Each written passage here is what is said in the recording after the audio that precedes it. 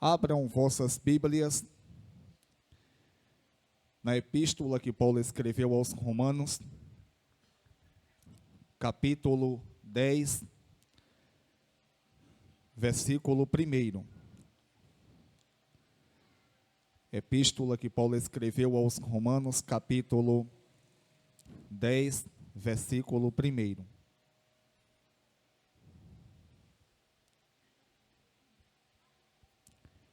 Irei ler até o versículo 4. Os irmãos permaneçam com as Bíblias abertas para acompanharem a leitura. Diz assim: Irmãos, o desejo do meu coração e a minha oração a Deus pelos israelitas é que eles sejam salvos. Posso testemunhar que eles têm zelo por Deus, mas o seu zelo não se baseia no conhecimento. Porquanto, ignorando a justiça que vem de Deus e procurando estabelecer a sua própria, não se submeteram à justiça de Deus, porque o fim da lei é Cristo, para a justificação de todo o que crê. Oremos mais uma vez. Santo Deus, eterno, poderoso, majestoso e glorioso Pai, em nome do teu santo Filho Jesus, te agradeço por mais essa oportunidade que o Senhor concede não somente a mim, mas também aos demais para estarmos aqui e assim, Deus, cultuarmos ao Senhor. Deus bendito, te peço perdão por todos os pecados que assim cometi. Te peço, Deus, que o Senhor ilumine a minha mente, para que eu tenha uma compreensão correta da tua palavra, e assim, Deus, eu venha fazer exposição com fidelidade. Abre cada mente que aqui está, cada mente, Deus, que depois vai assistir esse sermão pelas redes sociais, para que possam assim entender a tua palavra. Aqueles que já servem ao Senhor, que o Senhor Deus venha fazer com que compreendam e cresçam na graça e no conhecimento. Aqueles que ainda não servem Deus, que o Senhor abra a mente, convença-os do pecado, da justiça e do juízo. Assim, Deus, te peço e te agradeço em nome de Jesus. Amém. Irmãos, até que terminamos a exposição do capítulo 9 da epístola que Paulo escreveu aos Romanos, durou algumas semanas, ou alguns domingos, onde sempre faço a exposição. E uma coisa que os irmãos devem aprender é que as Escrituras Sagradas, elas explicam-se a si mesmas. Um exemplo, a Bíblia, ele é um livro que, ao lermos ele, a gente não pode ler ele isolado de um contexto imediato. O que é o contexto imediato? Os versículos anteriores ou antes e os versículos posteriores, os versículos depois. Isso é conhecido como contexto imediato. E, portanto, a Bíblia Sagrada, ela não pode, em hipótese alguma, ser lida para que nós venhamos termos uma compreensão correta do que está sendo dito por Deus, sem considerarmos o contexto imediato. E não somente o contexto imediato, mas também o contexto geral de toda a Escritura. Eu acredito que se os irmãos lerem um pouco as Escrituras Sagradas, vocês vão perceber que muitas pregações que nós ouvimos nos dias atuais, os expositores, ou ditos expositores, não todos, mas uma boa parte, eles se contradizem daquilo que eles dizem no próprio sermão. Eu já vi pessoas pregarem, falarem algo pela manhã, em ambiente de escola bíblica, e à noite, essa pessoa, quando estava pregando, ela falou algo que contradizia aquilo que tinha dito pela manhã. E, infelizmente, já vi pior. Já vi pessoas pregando inúmeras vezes, e o que ela diz agora, daqui a 1 minuto ou menos, ela contradiz. Isso é típico de uma pessoa que não tem entendimento das Escrituras. E, portanto, a Bíblia tem que ser entendida,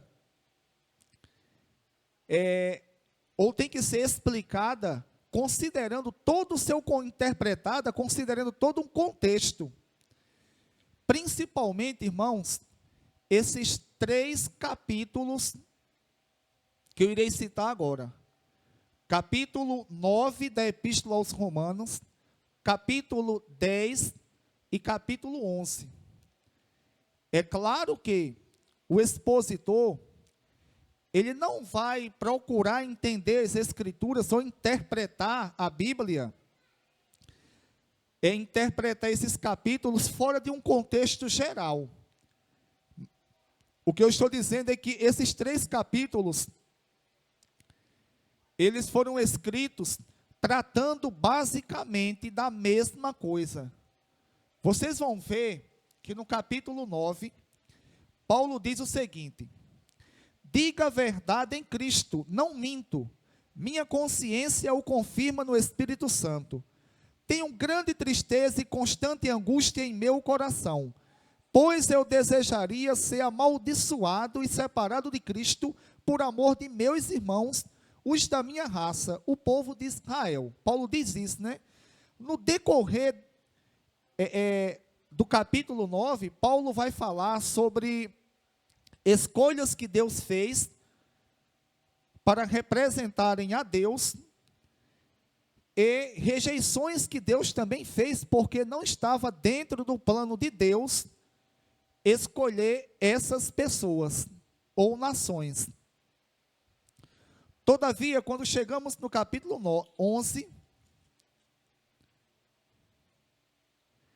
capítulo 11, versículo 1 diz: pergunto, pois, acaso Deus rejeitou o seu povo, ou seja, Israel? De maneira nenhuma. Eu mesmo sou israelita, descendente de Abraão, da tribo de Benjamim. Aí aqui no capítulo 11, Paulo vai desenrolar o rolo. Paulo vai explicar detalhadamente a questão dos gentios, eles serem chamados por Deus, e o porquê Deus ele rejeitou Israel em parte, até aquele momento. Todavia, aqueles que creram em Cristo e os que crerão em Cristo, essas pessoas com certeza, sendo israelita ou não, Deus irá abraçá-las. Portanto, irmãos, é muito importante ter esse entendimento.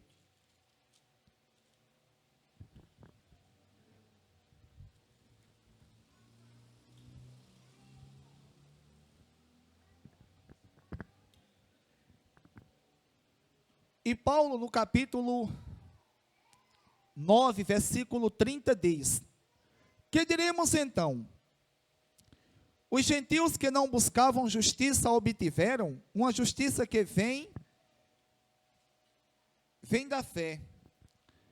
Mas Israel, que buscava uma lei que trouxesse justiça, não a alcançou. Por que não? Porque não a buscava pela fé, mas como se fosse por obras. Eles tropeçaram na pedra de tropeço, como está escrito: eis que ponho em Sião uma pedra de tropeço e uma rocha que faz cair, e aquele que nela confia jamais será envergonhado. Versículo 1 do capítulo 10. Irmãos, O desejo do meu coração e a minha oração a Deus pelos israelitas é que eles sejam salvos.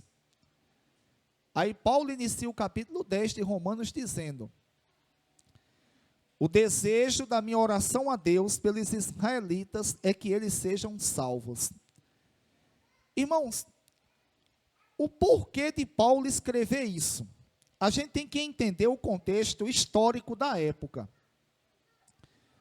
Como eu sempre tenho dito aqui, os israelitas, ou a nação de Israel, foi a nação que Deus escolheu para representar a Deus no Antigo Testamento. Diante disto, os israelitas, eles colocaram em suas mentes, Deus nunca disse isso, pelo contrário, Deus, desde a época da lei, Deus dizia a eles: olha, se vocês me obedecerem, vocês serão propriedade peculiar minha, particular minha. Farei de vocês reino de sacerdote. Deus disse a Abraão: Abraão, quem os amaldiçoar, eu, Deus, o amaldiçoarei. E quem os abençoar, eu, Deus, Deus falando, não sou eu não, viu? Foi Deus, os abençoarei. Só que os israelitas esqueceram o seguinte: eles pensavam que poderiam fazer o que fosse, que Deus, estava tudo ok com Deus. E o que é que aconteceu? Quando, ou no decorrer do tempo mesmo, do passar do tempo, do desenrolar da história, a gente sabe que muitas pessoas de Israel, Deus próprio os matou. Irmãos, Deus mesmo, ele se encarregou de matá-los, exatamente pela desobediência. Nós bem sabemos pelas Sagradas Escrituras que o ápice, o clímax, ou seja, o ponto mais alto de tudo isto, aconteceu exatamente quando Cristo veio à terra. Quando Cristo ele foi rejeitado pela uma boa ou pela maior parte dos israelitas. Os israelitas, irmãos, não aceitavam isso de forma alguma. Eles, representantes de Deus, que tinham recebido todas as promessas, eles serem rejeitados por Deus. É por isso que Paulo escreve sempre em um tom, em um contexto, aonde Paulo está explicando a questão de Deus, de o povo israelita ter rejeitado Deus, e consequentemente eles terem pagado por isso. Muitos pagaram com a condenação eterna.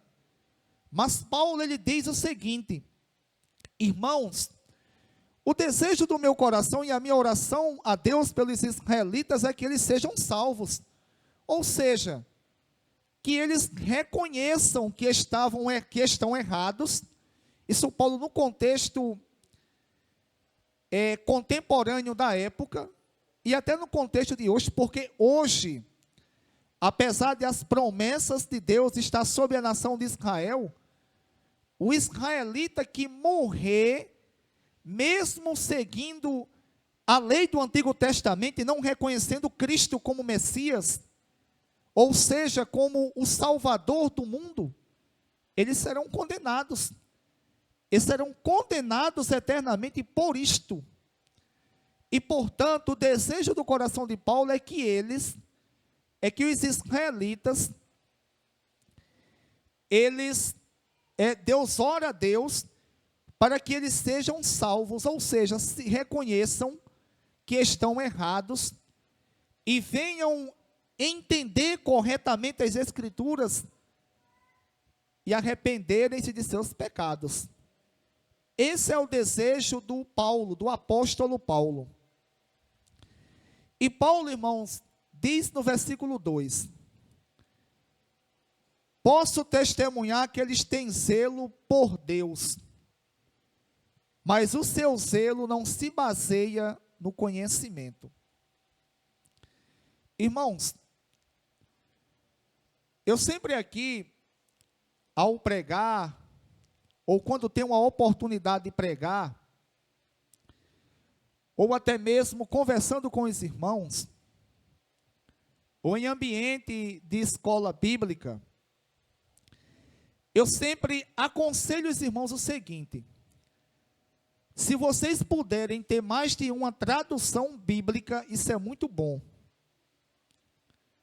O que é tradução bíblica? Exemplo, a maioria aqui tem a tradução NVI, que é a Nova Versão Internacional.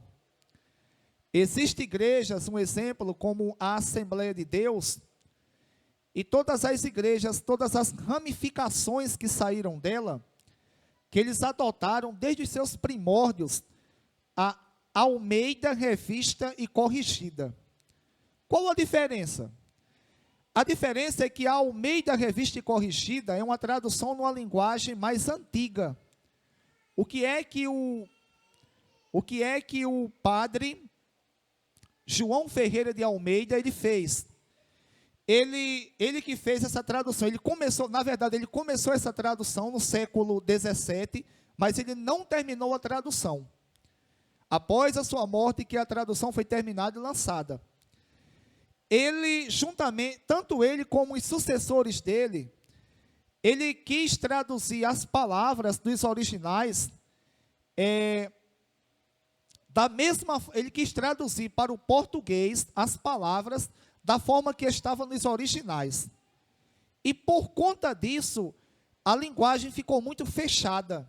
Um exemplo, quando você lê sobre a Arca da Aliança, você vai ver lá a medida, se eu não estou enganado, em côvado. Quando você lê numa linguagem mais contemporânea, vai estar metro. E tem outras coisas, irmãos, palavras que ficam muito fechado mesmo. Quem já tem... Porfiai. Quem já tem um entendimento bom das Escrituras, tem um dicionário, tem uma cultura já em estudar, já dá aula, já é uma pessoa habilitada a ensinar, vocacionado por Deus, tudo bem. Mas mesmo assim essa pessoa vai ter várias traduções. A tradução NVI, a tradução NAA, que é a Nova Almeida atualizada, que foi lançada a última tradução agora, foi a última tradução contemporânea que nós temos em 2017, a NVT, que é a Nova Versão Transformadora, e tantas outras. Elas trazem uma linguagem mais contemporânea. Um exemplo, elas não traduz a palavra como estava da mesma forma no original, ela traduz o significado. Ela traz para nós o significado. E para isto fica, dessa maneira fica muito melhor de nós entendermos as Escrituras. Todavia, eu aconselho aqueles que têm cuidado com a sua salvação, que há uma necessidade de estudar as Escrituras, ter mais de uma tradução. Ter a Almeida Revista Atualizada, que é uma tradução ainda numa linguagem antiga, mas muito boa. Ter também a NVT, se puderem, a NVI. Por que eu estou dizendo isso? Exemplo, nesse versículo 2 diz: posso testemunhar que eles têm zelo por Deus, mas o seu zelo não se baseia no conhecimento. Numa tradução mais antiga, o versículo 3, ele traz uma ideia, irmãos, que foge do seu contexto, do contexto das Escrituras. E como é que a pessoa que está lendo vai identificar? Conhecendo outras traduções e conhecendo também as Escrituras. Mas vamos para o versículo 2. Posso testemunhar que eles têm zelo por Deus. Quem? Os israelitas.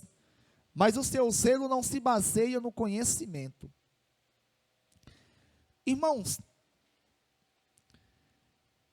se nós não tivermos cuidado, nós podemos pensar o seguinte: Paulo diz aqui que pode testemunhar que os israelitas, eles têm zelo por Deus, mas esse zelo não se baseia no conhecimento.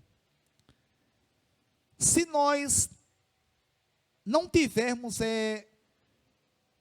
um entendimento bom das Escrituras, a gente pode pensar assim, tadinho, tá igual aquele cara. Quem já assistiu aqui o Cidade de Deus? Eu já tentei assistir aquele filme, acho que umas 5 a 6 vezes, mas nunca terminei. O filme é muito grande. Que o Zé Pequeno lá, ele chama o cara de dadinho. Aí ele diz um palavrão lá, que eu não vou citar aqui, claro, né? Aí eu achei aquilo engraçado, nunca mais saiu da minha mente. Que é um filme que conta a história do Rio de Janeiro. Quem já morou lá acha bem curioso assistir aquilo ali. Mas, irmãos, se nós não tivermos um entendimento, a gente pode pensar, está vendo? Olha a explicação porque eles rejeitaram a Cristo. É porque eles não tinham entendimento. E Paulo fala que eles testemunha que eles têm zelo. A palavra zelo traz a ideia de dedicação, de uma pessoa que dedica-se espiritualmente a Deus. Irmãos, mas como eu disse que as Escrituras explicam as Escrituras,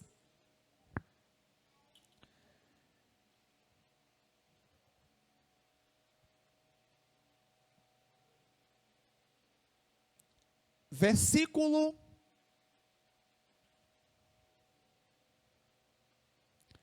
19 diz, do capítulo 10, novamente pergunto, será que Israel não entendeu? Ou seja, a palavra? Em primeiro lugar, Moisés disse, farei que tenham ciúmes de quem não é meu povo, farei que tenham, e eu os provocarei a ira por meio de um povo sem entendimento, ou seja, gentios. E Isaías diz ousadamente, fui achado por aqueles que não me procuravam, revelei-me àqueles que não perguntavam por mim, os gentios. 21, mas a respeito de Israel, ele diz, o tempo todo estendi as minhas mãos a um povo desobediente e rebelde. O tempo todo estendi as minhas mãos a um povo desobediente e rebelde. Portanto, irmãos, já cai por terra aqui a ideia de que os judeus rejeitaram a Cristo. A questão dos judeus terem rejeitado a Cristo, foi a falta de entendimento das Escrituras. Aí alguém pode falar, Roma, então Paulo se contradiz. Não, Paulo não se contradiz. Paulo explica no contexto. Posso testemunhar que eles têm zelo por Deus, mas o seu zelo não se baseia no conhecimento. Versículo 3. Porquanto ignorando a justiça que vem de Deus, quem? Os judeus. Porquanto ignorando a justiça que vem de Deus, e procurando estabelecer a sua própria, não se submeteram à justiça de Deus. Irmãos, e quem é a justiça de Deus? Eu li isso lá em Luciano.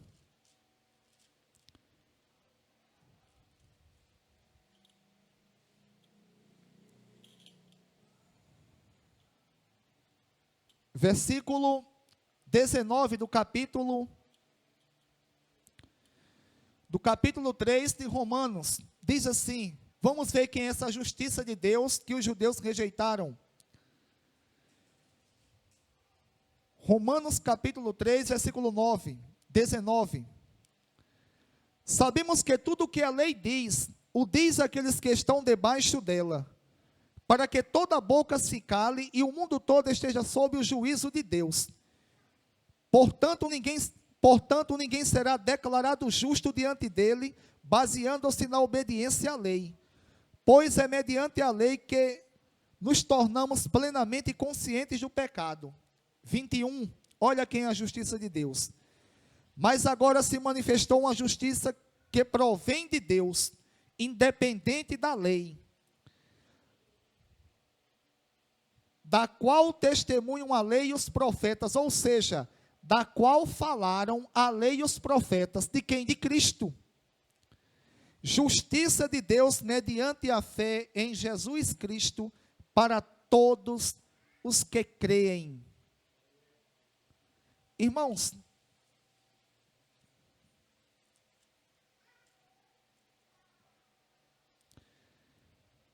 versículo 2, do capítulo 10. Posso testemunhar que eles têm zelo por Deus, mas o seu zelo não se baseia no conhecimento. Porquanto, ignorando a justiça que vem de Deus, e procurando estabelecer a sua própria, não se submeteram à justiça de Deus. O que aconteceu? O que é que aconteceu com os judeus? Paulo diz que eles tinham zelo de Deus. E Paulo testemunhava disto. Mas esse zelo que eles tinham não eram com conhecimento. E porquanto eles ignoraram a justiça que vem de Deus, ou seja, a justiça Cristo. Eles ignoraram a Cristo, que a Bíblia diz que é a justiça nossa. E estabeleceram-se a sua própria justiça, não se submetendo à justiça de Deus. Irmãos, o que é que aconteceu com os judeus?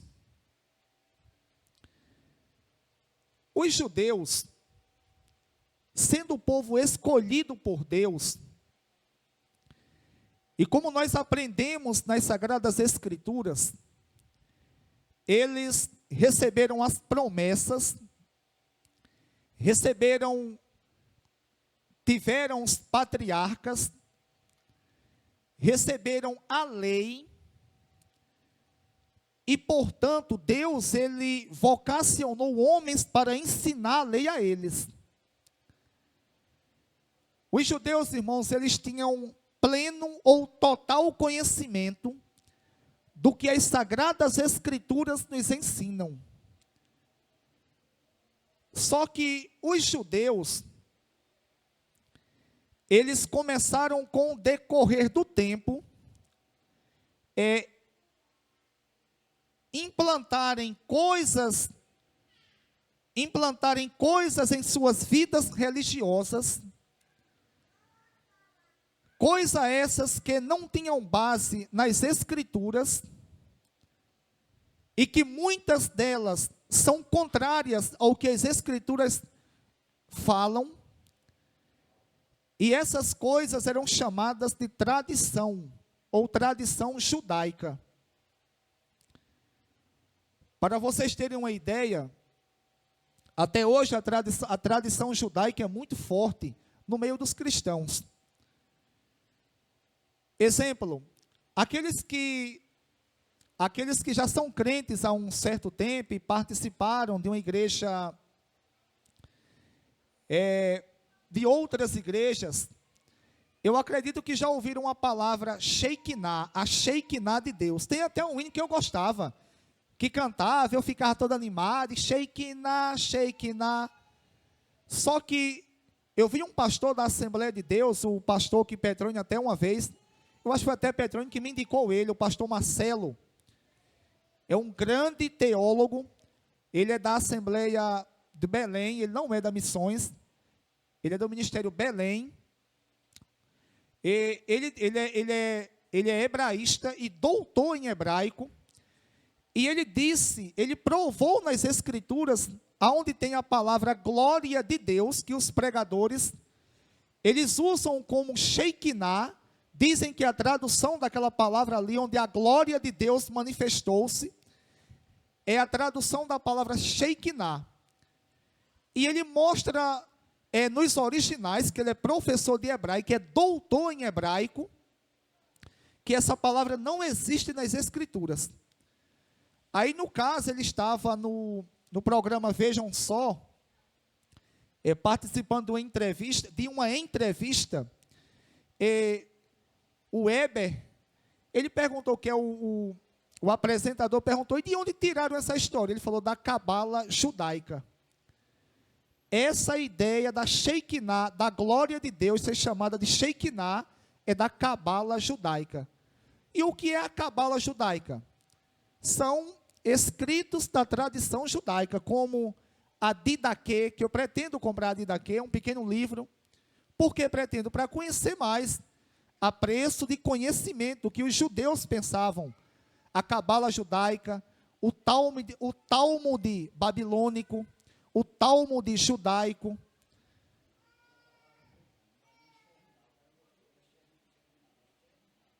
Exterminar, é? Sherinah, né? Está errado até o nome, para ficar um negócio mais chique, né? É Terriná, Petrônio está falando. Sherinah, e os caras chamam Shekinah. E eu ficava animado, tocando lá, e eu todo só recebendo. Irmãos,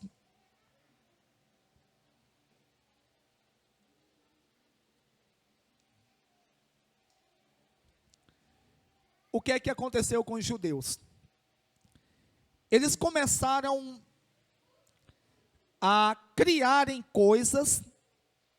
Essas coisas que eles passaram a criar, eles implantaram no judaísmo e diziam que era Deus que tinha orientado eles a isso.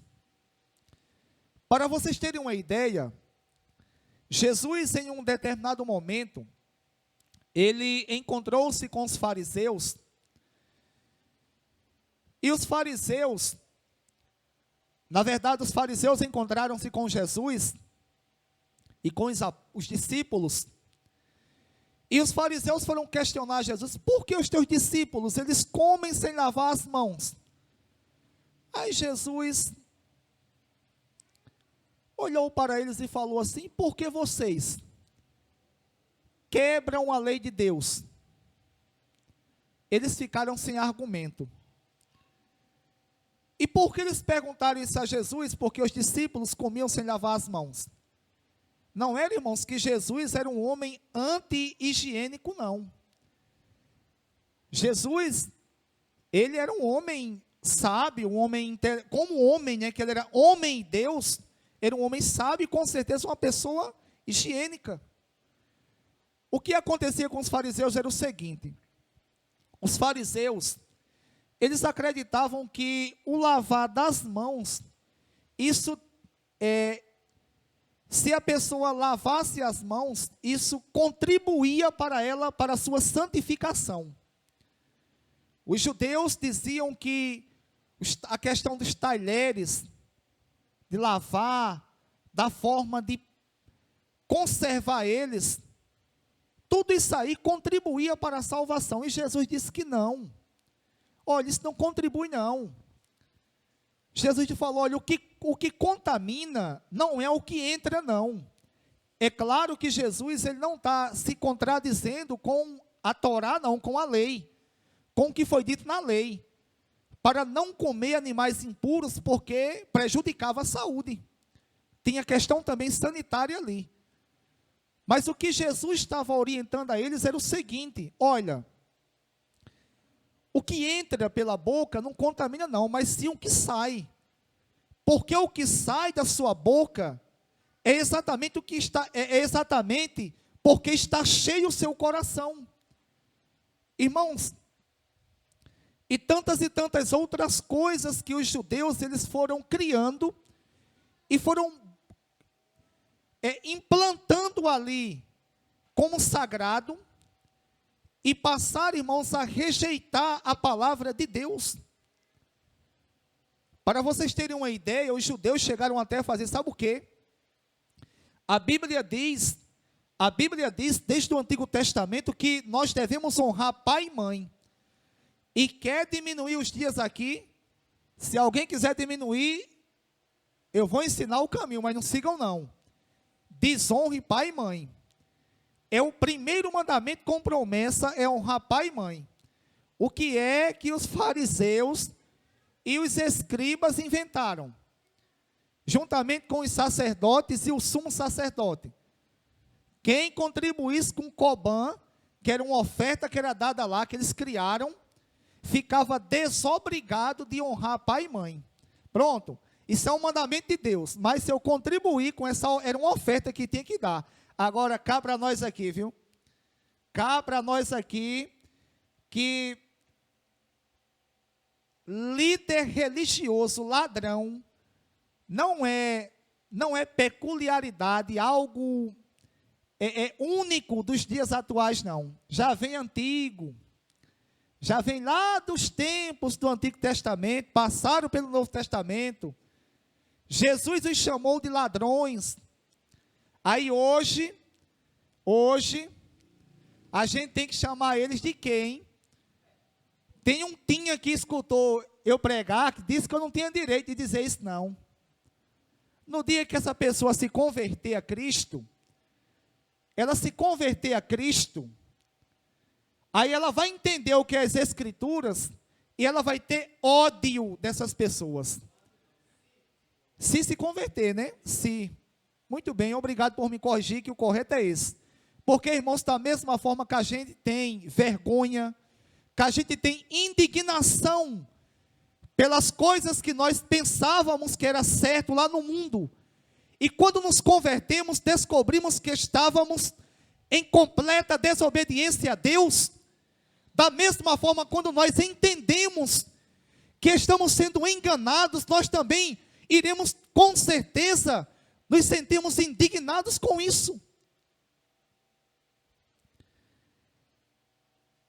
Aí o que é que eles faziam? Não, você dá essa oferta aqui e esse mandamento está desobrigado. E muita gente fazia.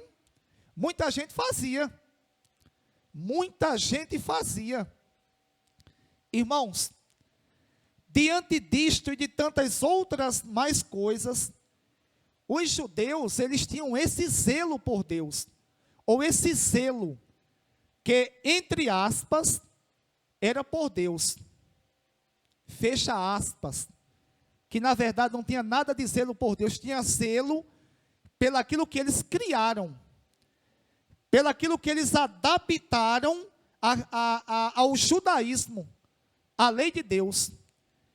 Eles criaram uma religião para si mesmo, eles pegaram a lei de Deus, aquilo que era mais comum, que era mais fácil, exemplo, a lei cerimonial, onde os judeus, eles foram orientados por Deus a guardar o sábado, e tinham o porquê de guardar o sábado, onde os judeus foram orientados por Deus a se circuncidarem ao terceiro dia, a fazerem a purificação da mulher, da mãe, que tivesse um filho, homem, aos 33 dias, se fosse uma menina, era aos 66 dias, e tantas outras leis cerimoniais, como exemplo, as festas anuais de Israel. Isso era mais fácil de fazer, eles faziam. Agora, na questão moral, na lei moral, eles começaram, irmãos, a deixarem de lado, criarem outras coisas e passarem a ter zelo por isso. É por isso que Paulo diz: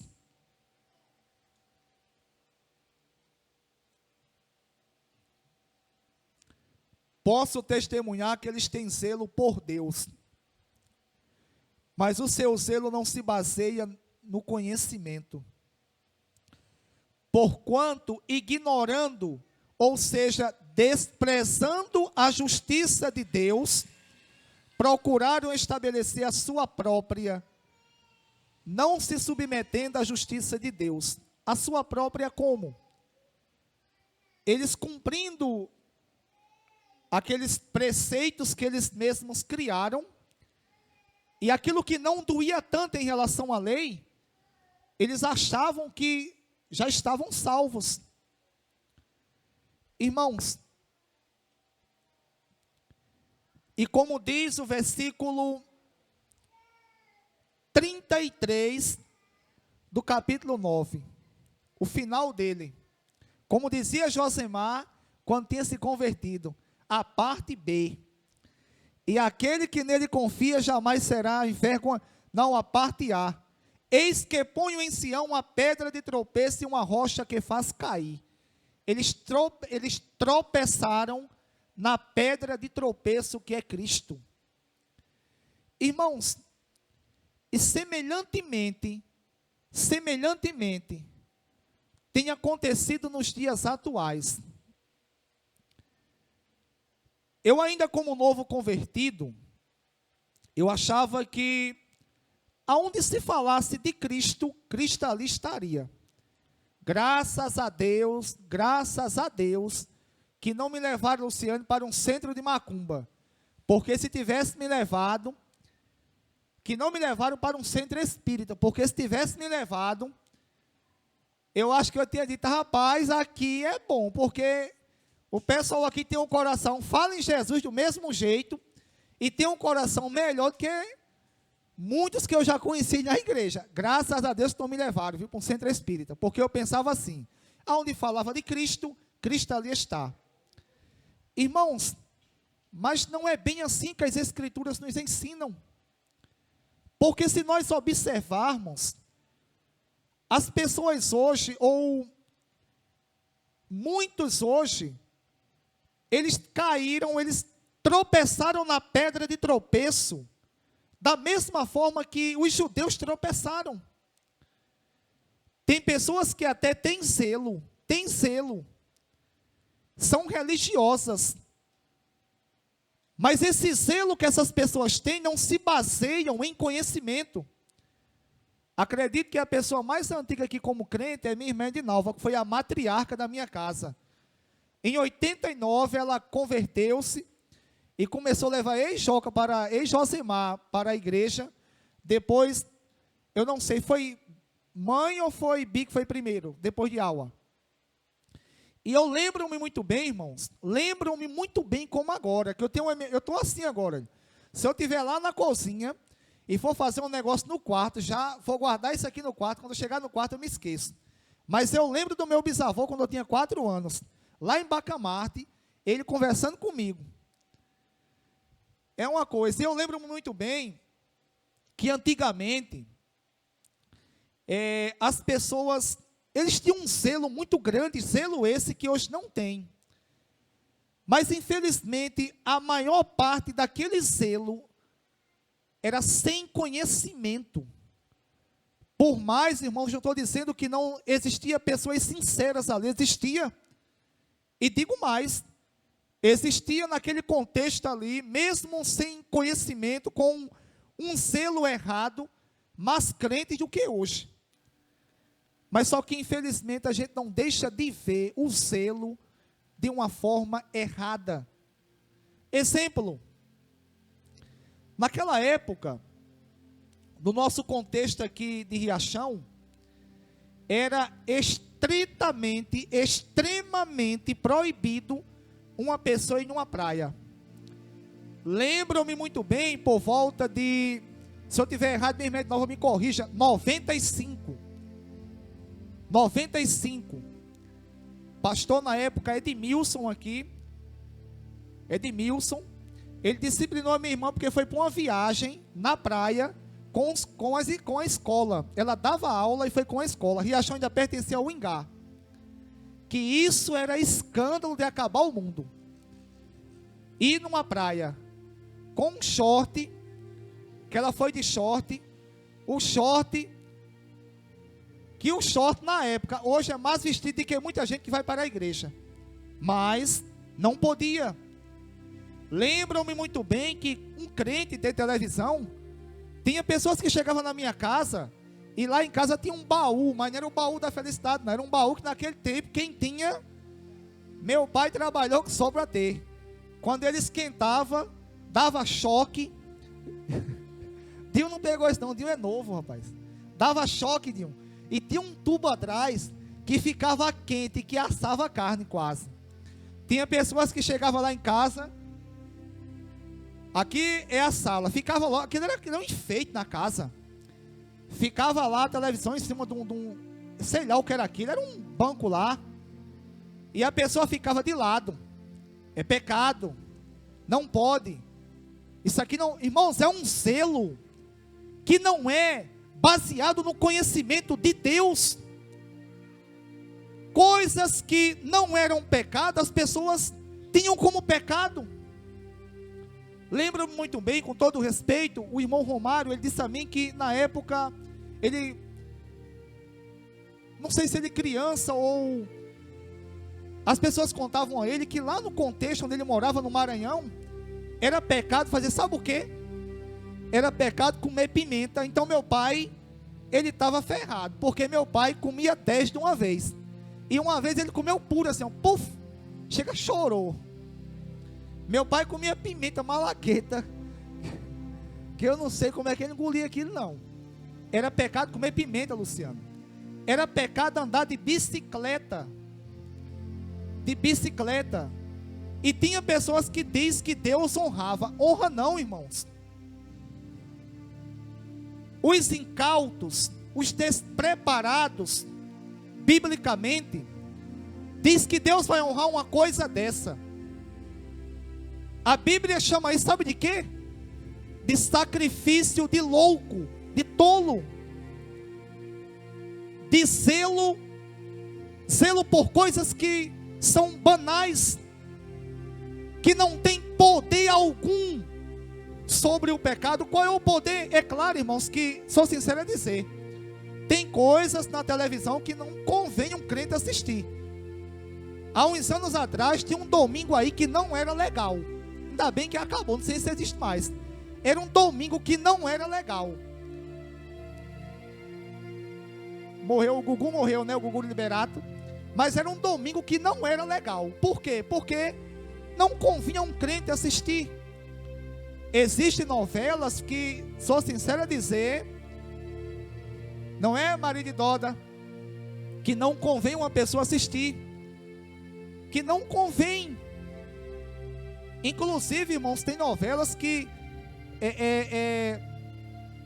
eu vou até contar aqui rapidamente algo aqui que aconteceu com a minha mãe. Eu convertido já a Cristo, isso já tinha, Josimar já tinha se casado já. A minha mãe começou a se assombrar. Todas as vezes que minha mãe ia dormir, ela dormia num quarto, eu no outro, e de repente ela começava a gritar. E eu corria para lá, o que é? Mas só estou um bicho aqui, é um bicho. E eu comecei a orar. Irmãos. E eu comecei a vigiar a coisa. Eu, quando eu ia dormir, eu já disse que uma pessoa enganava até o cão, mas eu já tentei até enganar ele. Sabe como? Eu ia dormir e ficava lá, ó. Me ajoelhava, aí me levantava, acabava de orar e ficava lá deitado. Aí com o olho fechado. Mas eu não estava dormindo não. Eu acho que os demônios que não são no centro pensam, ele está dormindo. Está dormindo o quê? Eu só esperando. Quando mãe gritou, eu corri, já estava orando. Irmãos, quando eu cheguei no quarto de mãe, eu senti uma presença. Quem já teve contato, a experiência, Petrônio já teve conosco já, e uma experiência e tanto, né, Petrônio, que chelou, sabe que quando a pessoa chega num ambiente que tem alguém manifestado, você sente uma presença maligna. Você sente uma presença maligna.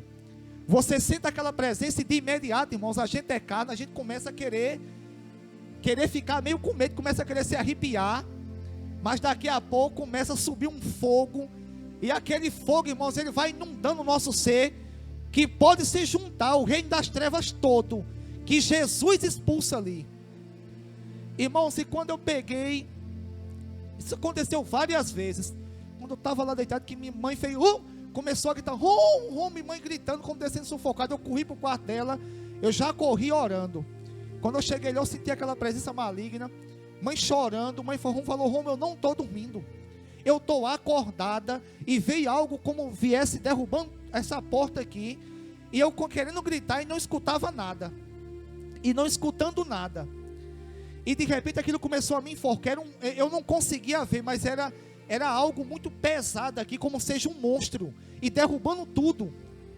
Aí nisso, eu perguntei à mãe, comecei a orar, irmãos, vi aquele fervor na hora, eu orei, e graças a Deus, mãe, se acalmou. Algumas noites eu fiquei com mãe, dormi junto com ela, na cama, e se eu não estou enganado, isso foi a última vez, eu falei, mãe, eu estava analisando algo, e sabe o que eu descobri?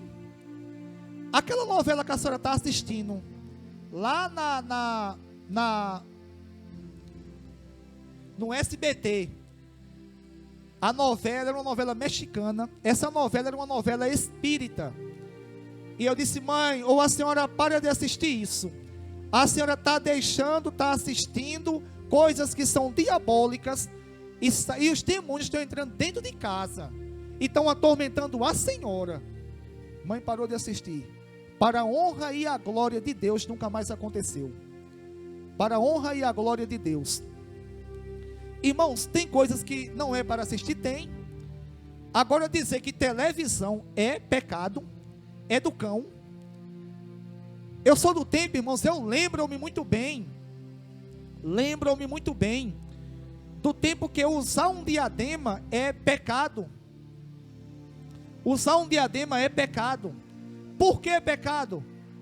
A irmã Ana lembra disso, que usar diadema é pecado. Por que é pecado? Agora eu vou dizer o porquê eles pensam que é pecado, e eu vou dizer a real interpretação lá de Apocalipse.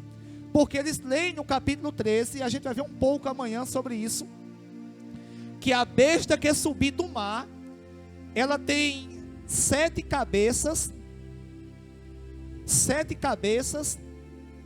e se eu não estou enganado, eu vou ler aqui para não dizer o que não está. Eu acho que é 10 diademas.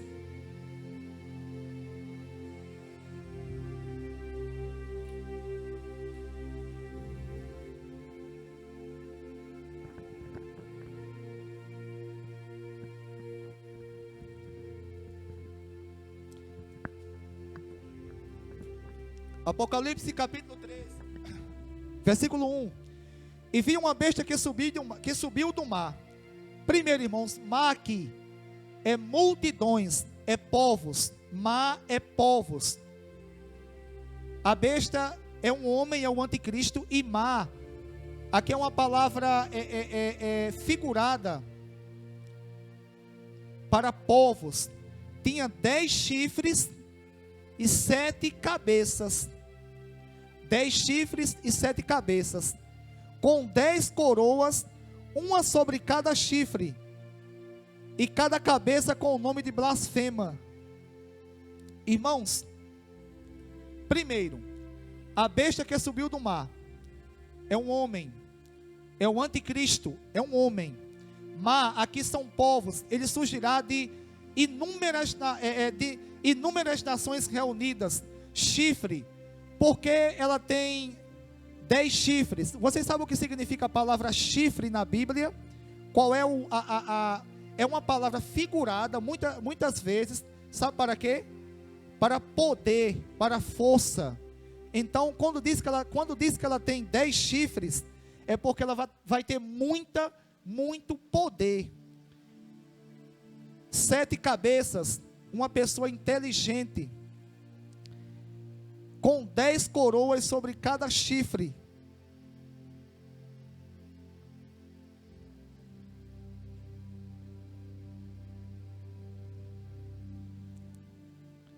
Irmãos, e tem uma parte aqui que fala de diademas.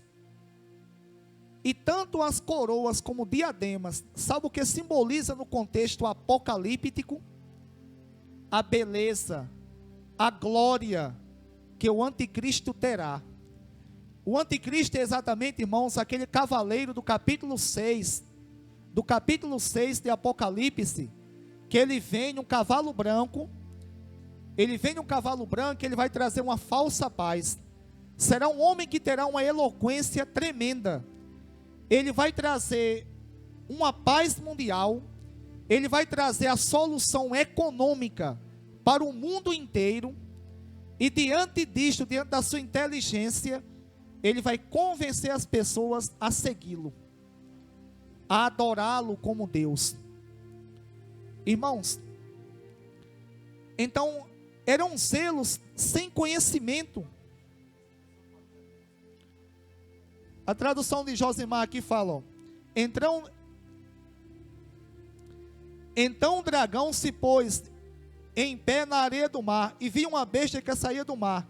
Esta tinha 10 chifres e 7 cabeças, com 10 diademas. Então, por conta disso, quem usasse diadema tinha parte com a besta. Zelos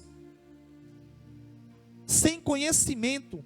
Diademas aqui é a beleza, a glória que o anticristo terá. Não tem nada a ver, irmãos, com fazer parte.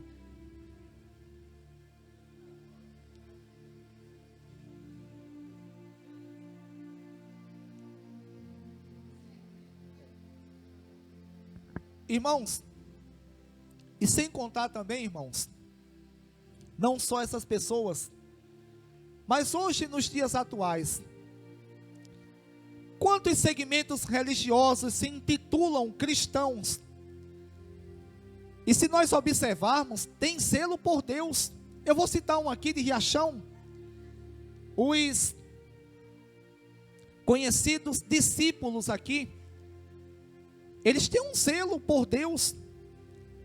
Se eu disser que as pessoas que fazem parte desse segmento são pessoas que dão mau testemunho, estou errado.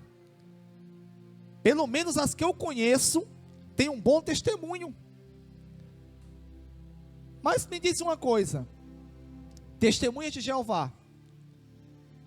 Eu conheço muitas pessoas que são testemunhas de Jeová, que têm um bom testemunho. Dona Rita mesmo, que é tia da irmã Vera, era uma pessoa que tem um bom testemunho. Mas, irmãos, um zelo sem conhecimento, um zelo que discorda das Escrituras. Exemplo, os discípulos, eles até procuram obedecer a Deus, eles até procuram dedicar-se a Deus, só que quando trata-se de salvação, eles dizem que a pessoa, para se salvar, é necessário que a pessoa seja batizada nas águas. Ao dizerem isso, eles estão contrariando as Escrituras e também desmerecendo, a palavra é essa, desmerecendo o sacrifício vicário, o sacrifício válido que Cristo executou na cruz do Calvário.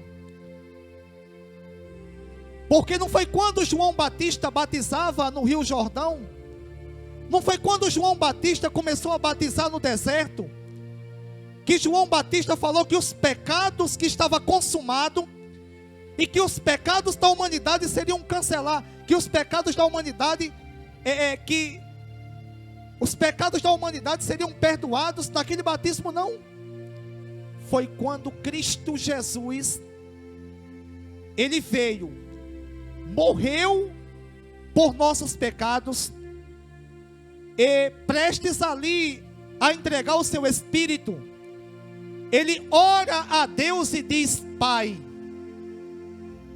em tuas mãos entrego o meu Espírito. E ao dizer isso, Ele diz: está consumado, ou seja, está pago. O preço que toda a humanidade devia foi pago em Cristo. Portanto, irmãos, todos os segmentos religiosos, seja ele qual for, todas as denominações, seja ela qual for a sua nomenclatura, seja congregacional do Calvário, congregacional do Getsemane, congregacional, seja de onde for, da mesma forma Assembleia, Batista, Presbiteriana, seja de onde for, se tiver um zelo que não está baseado em Cristo, estão pecando contra Deus, que estão ignorando a justiça dEle, estão desprezando. Porque como diz o texto sagrado, né?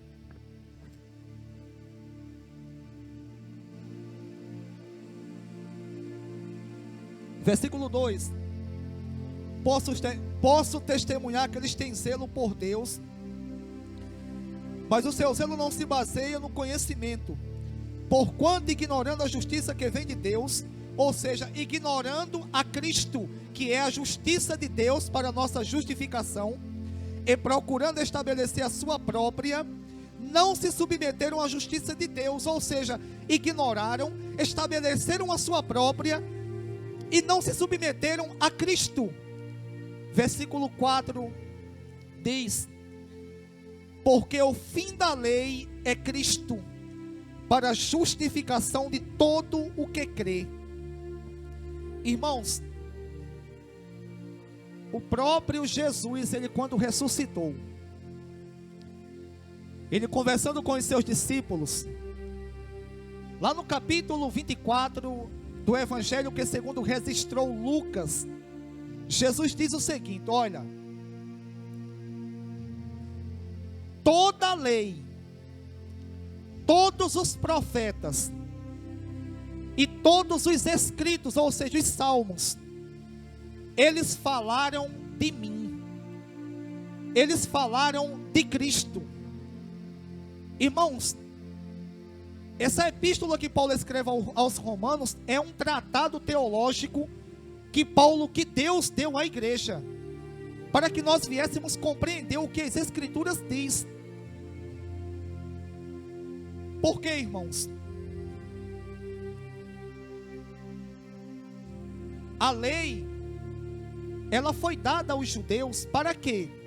Como diz Paulo aos Romanos, para que os judeus viessem conhecer a lei moral de Deus, conhecer o caráter moral de Deus, e através do conhecimento da lei, eles viessem entender o que era pecado e o que Deus condenava. E diante disto, eles se colocarem na condição de pecadores que eram incapazes de cumprir a lei.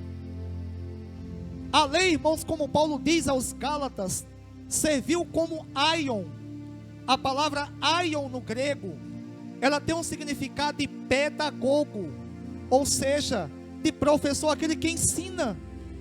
Ela serviu como professor, como ensinador, para levar a Cristo, porque o fim da lei é Cristo. Toda a Escritura, irmãos, fala de Cristo. Portanto, irmãos, se o culto não for prestado a Cristo, eu posso ter zelo como for. Exemplo, agora desceu quentinha do céu.